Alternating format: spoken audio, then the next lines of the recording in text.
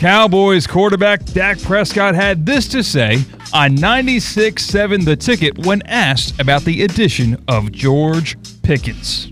More than a 50-50 catcher. He thinks it's his ball when it's in the air, and I'm excited for him. I know that we need some help in that position. I know CeeDee needs some help. He needs some help, says Dak Prescott when talking about CeeDee Lamb. My question for you, Colin, how many wide receiver duos in the NFL are better on paper than CeeDee Lamb and George Pickens? I got to give Dak credit. Dallas is very good about going on their local media, and so good credit to Jerry Jones especially, too. He loves sports radio, so that's awesome, number one. Number two, in terms of wide receiver duos, I'd take the duo in Minnesota before I take them. I'd probably take the duo, how about this, in Jacksonville before I take Pickens and CeeDee. I'm probably taking Brian Thomas and Travis Hunter before I get to them. There's a handful. I used to be what was going on in Seattle with DK and Jackson Smith-Njigba, but I don't know about that anymore. There's probably 3 or 4. I don't have all of it in front of me, but I would take a couple before I take. I'm not sold on George Pickens. He complements what CeeDee does because CeeDee's very good intermediate run after catch, and Pickens is more of that deep threat. But the Dallas, the Cowboys have tried this time and time again. They tried it with Brandon Cooks. He's had some mild success. They tried it with Michael Gallup. He was up and down. They always get this deep threat, and it works 40% of the time. The real key for Dallas is going to be protecting the offense, protecting Dak Prescott and keeping him healthy, number one. And number two, that defense returning to any sort of form that they were with Dan Quinn. How many receiving cores are better? There's quite a few. I would say they're not necessarily top. I wouldn't give them top 4. See, I don't know. I don't see another number one option being shipped to Dallas in their past. Like the options you listed, Brandon Cook's one of them. That doesn't scream number one, pairing him with a number one in CeeDee Lamb. I see 2 top 10 receivers in football on one team right now, and I don't see that anywhere else. All right, so Cincinnati, there's 2 of them. That's fair, right? Cincinnati, Jamar Chase and T. Higgins is 2 of them. Yeah, so that's number. Sure. I guess I would say the difference between Jamar Chase and CeeDee Lamb is enough to make up for the difference between T. Higgins and George Pickens, where I could argue George Pickens might be a better receiver than T. Higgins. Right, but I would take that duo tomorrow over that duo, over the Pickens. I think you're overrating Pickens. That's my personal opinion. I would take, call me crazy, I would take, if healthy, that Mike Evans and Chris Godwin before I take CeeDee Lamb and George Pickens. I guess it's fair to say we're talking on paper. If you can't have any proof of concept so far with Pickens and CeeDee on the field, I guess you can say he's going to be healthy, yeah. I'm taking Jameson Williams and Amon-Ra St. Brown before I'm taking those 2 in Dallas. You want to talk about one-trick pony. Like Jameson Williams, his regular stat line is 2 catches for 95 yards and a touchdown. Still taking him over that. I think I am. So because of that, I think there's a couple here. And call me crazy. Circle back week 8, Jacksonville. Brian Thomas Jr. and Travis Hunter. Circle back week 8. Now how about where we go ahead. Where we going next? With the Eagles? Would you take Devontae Smith and A.J. Brown over George Pickens and CeeDee Lamb?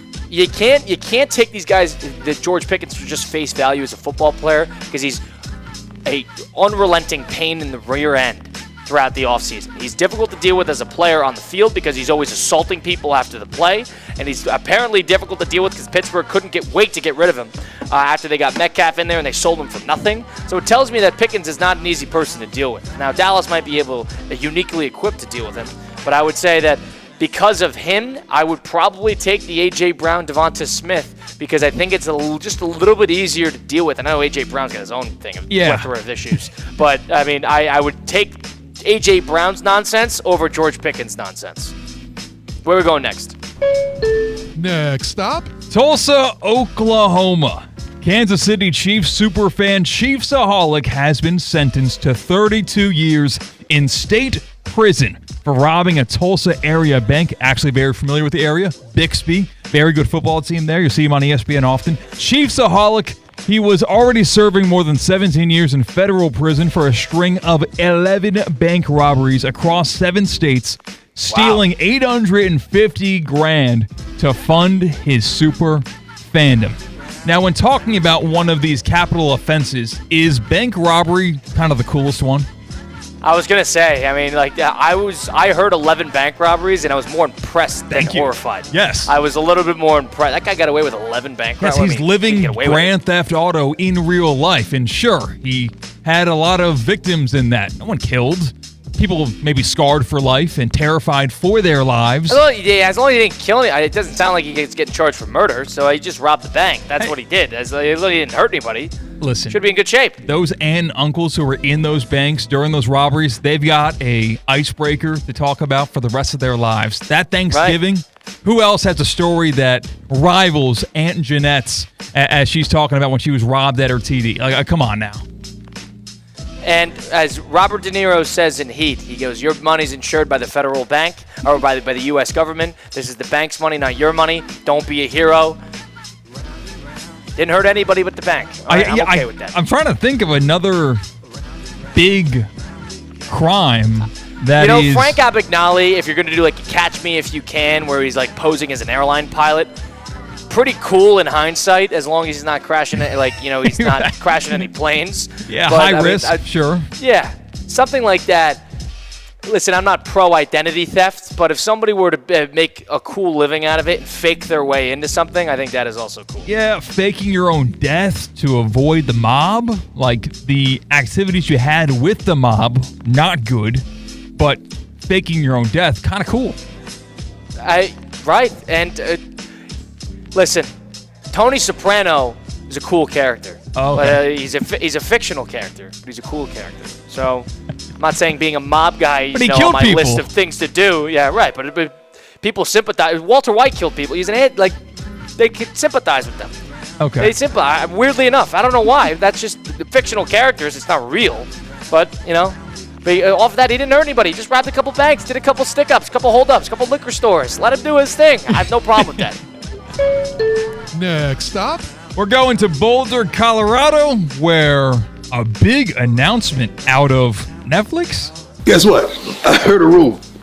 I ain't one for rumors, but I heard a rumor. Primetime is going primetime on Netflix in 2026. Oh! Now give me my theme music. Yep, that is Coach Prime. There will be a new show on Netflix that was rumored. Deion Primetime Sanders coming to Netflix in 2026. Did they kind of miss the boat by doing this after his son left the program? Is this about him or is this about Colorado? It's pretty much about him. Like, he's the only one mentioned. He's not wearing a Colorado hat on. Is it a Deion Sanders career? Is it like the last dance of Deion Sanders? This is a tweet from Netflix, and this is all the details that were released. We can confirm that the rumors are true. Deion Primetime Sanders coming to Netflix in 2026. That feels like it's based on him, which by extension will follow him through the building, through the doors of the Colorado Buffaloes program. See, there's a very tricky line that they're going to have to walk here. I am more interested in Deion's career as a player and his journey, FSU all throughout it. I'm more interested in that than I am in his nonsense in Colorado. Unless Colorado goes and wins a national title this year, then I'll be interested in that. But if they go out and go 7-5, I don't need to necessarily see the rundown on Colorado. But if it's about his career, and they do a little bit of back and forth with some Colorado stuff and him being a coach, I could get into that. There's a very fine line they're going to have to walk Netflix, and I don't think they'll walk it. Where are we going next? Would you are you going to watch it? It depends how they do it. If this is a Colorado, Hard Knocks, I'm not watching it. I'm not watching it. But if it's a Deion Sanders about his career, I'm watching it. Where are we going next?